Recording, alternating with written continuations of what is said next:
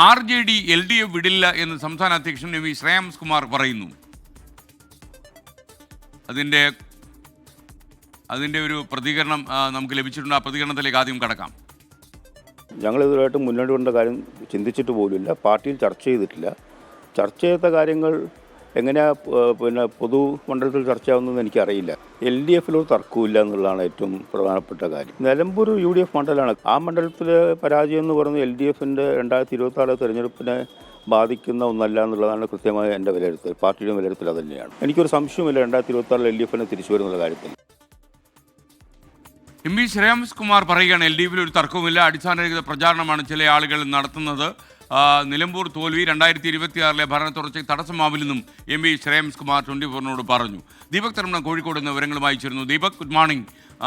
M V Shreyams Kumar ഈ ഇടതുപക്ഷ മുന്നണി വീണ്ടും അധികാരത്തിൽ വരും എന്ന കാര്യത്തിൽ ഉറച്ച വിശ്വാസക്കാരനാണോ? ഇവർ തമ്മിൽ ചില്ലറ അലോസരങ്ങളൊക്കെ ഉണ്ടായിരുന്നു, ആ അലോസരങ്ങളൊക്കെ അവസാനിച്ചു എന്നാണോ ശ്രേയാംസ് കുമാറിൻ്റെ വാക്കുകൾ നമുക്ക് മനസ്സിലാക്കാൻ കഴിയുക?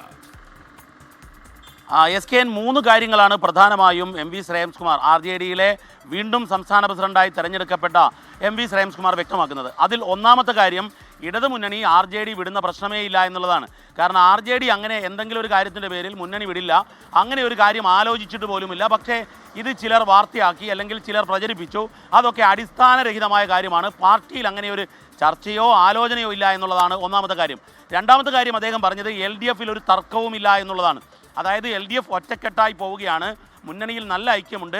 UDFിലേതുപോലുള്ള തർക്കങ്ങൾ, UDFിൽ ഇപ്പോൾ നിലമ്പൂരിലെ വിജയത്തിൻ്റെ ക്രെഡിറ്റിനെ ചൊല്ലിപ്പോലും തർക്കം നടക്കുന്ന പശ്ചാത്തലത്തിലാണ് അദ്ദേഹം അങ്ങനെ ഒരു നിലപാട് പറഞ്ഞത്.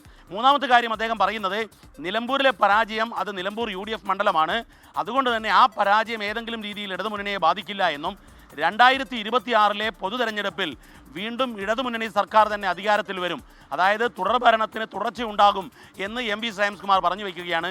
ഇത് ശ്രേയാംസ് കുമാർ പറയുമ്പോൾ അതിന് ആധികാരികത വളരെ കൂടുതലാണ്. കാരണം മുന്നണിയിൽ യാഥാർത്ഥ്യബോധത്തോടുകൂടി പല കാര്യങ്ങളും വെട്ടിത്തുറന്ന് മുന്നണിക്കകത്ത് പറയാറുള്ള ഒരാളാണ് എം വി ശ്രേയാംസ് കുമാർ. അദ്ദേഹം പറയുന്നത് ഭരണ തുടർച്ച ഉണ്ടാകുമെന്ന് തന്നെയാണ് SKN. മറ്റൊരു കാര്യം, UDF മുന്നണി വിപുലീകരിക്കാൻ വേണ്ടി KM മാണി ഉൾപ്പെടെയുള്ളവർ ജോസ് കെ മാണിയെ ക്ഷണിക്കുന്നു. അങ്ങനെ മറ്റു പലരെയും ക്ഷണിച്ചുകൊണ്ടിരിക്കുന്ന വേളയിലാണ് ശ്രേയാംസ് കുമാറിൻ്റെ ഈ നിലപാട് പ്രഖ്യാപനം എന്നുള്ളതിന് രാഷ്ട്രീയ പ്രാധാന്യമേറെയാണ്. ഇടതുമുന്നണി വിടില്ലെന്ന് പറയുന്നു, ഭരണ തുടർച്ച ഉണ്ടാകുമെന്നും ശ്രേയാംസ് കുമാർ ആവർത്തിച്ച് വ്യക്തമാക്കുകയാണ് SKN.